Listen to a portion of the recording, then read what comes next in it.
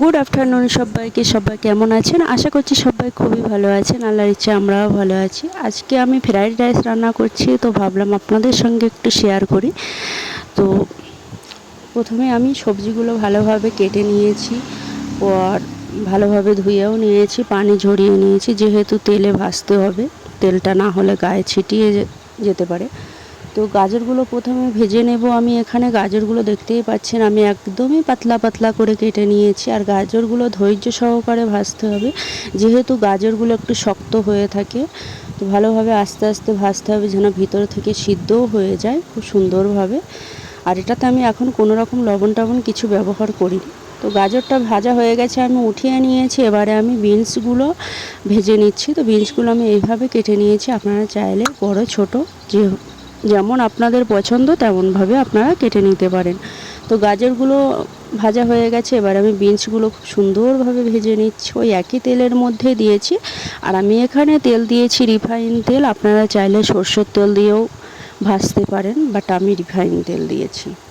তো বিনসগুলো ওরকম আস্তে আস্তে ভাজতে হবে, যেহেতু শক্ত বিনস, ভিতরে যেন কাঁচা না থাকে। তো বিনস ভাজা হয়ে গেছে, উঠিয়ে নিয়েছি। এবারে আমি এখানে মটরশুঁটি দিয়ে দিচ্ছি। মটরশুঁটিগুলো খুব সুন্দরভাবে ওরকম আস্তে আস্তে ভাজতে হবে, যাতে ভিতরে কাঁচা না থাকে।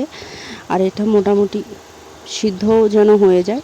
তো ওটাও ভাজা হয়ে গেছে। এবারে আমি ওই একই তেলের মধ্যে দিয়ে দিয়েছি একটু বাটার আর কালো মরিচের গুঁড়া। তো ওর মধ্যে এবারে আমি সমস্ত ভেজে রাখা সবজিগুলো অ্যাড করে দিয়েছি, আর দিয়ে খুব ভালোভাবে এখানে নাড়াচাড়া করতে হবে। আর পরিমাণ মতো লবণটাও দিয়ে দিতে হবে। আর এখানে আমি কাজু আর কিশমিশটা ভেজে নিয়েছিলাম, ওটাও আমি অ্যাড করে দিয়েছি। দিয়ে যেহেতু এগুলো সুন্দরভাবে মিক্স করতে হবে, আর আমি এখানে বাসমতি রাইস ভিজিয়ে রেখেছিলাম আধা ঘন্টা মতো, ভিজিয়ে রেখে গরম পানিটা ভালোভাবে ফুটিয়ে নিয়েছি। পানির মধ্যে দিয়েছিলাম এলাচ, তেজপাতা, ডালচিনি, লবঙ্গ, আর একটু রিফাইন তেল আর গোলমরিচ। তো আমার ভাত এখানে হয়েও গেছে, আমি এখানে ভাতগুলো নামিয়ে নিয়েছি। আর এবারে আমি সবজি আর ভাত একসঙ্গে মিক্স করে নিচ্ছি। আপনারা চাইলে এভাবে, আমি প্রথমে অল্প ভাত দিয়েছি, তার উপরে ভাজা সবজি দিয়েছি, তার উপরে আবার অল্প ভাত দিয়েছি, আবার ভেজে রাখা সবজি দিয়ে দিয়েছি। তো আপনারা চাইলে একসাথে বড় একটা পাত্রে দিয়ে আপনারা একসঙ্গে মিক্স করে নিতে পারেন। আমি এইভাবে দিচ্ছি, আমার এইভাবে ভালো লাগে। আপনাদের যেমন পছন্দ সেভাবে আপনারা মিক্স করে নিতে পারেন।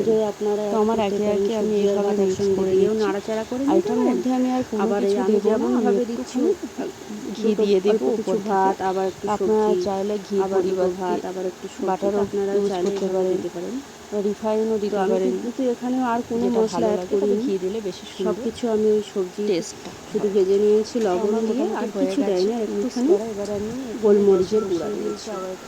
এবারে এটা সবজি আর ভাত একসঙ্গে মিশিয়ে নিয়ে উপরে থেকে একটু ঘি দিয়ে দিয়েছি, ওটা আর দেখানো হয়নি। এবারে আমি গ্যাসে বসিয়ে দিয়েছি, দিয়ে আমি অল্প একটু জাল করে নেব, জাল করে একটু ভাবিয়ে নেব এটা। তো আজকের মতো টাটা, বাই বাই, আল্লাহ হাফিজ। কেমন হয়েছে ভিডিওটি অবশ্যই লাইক, কমেন্ট, শেয়ার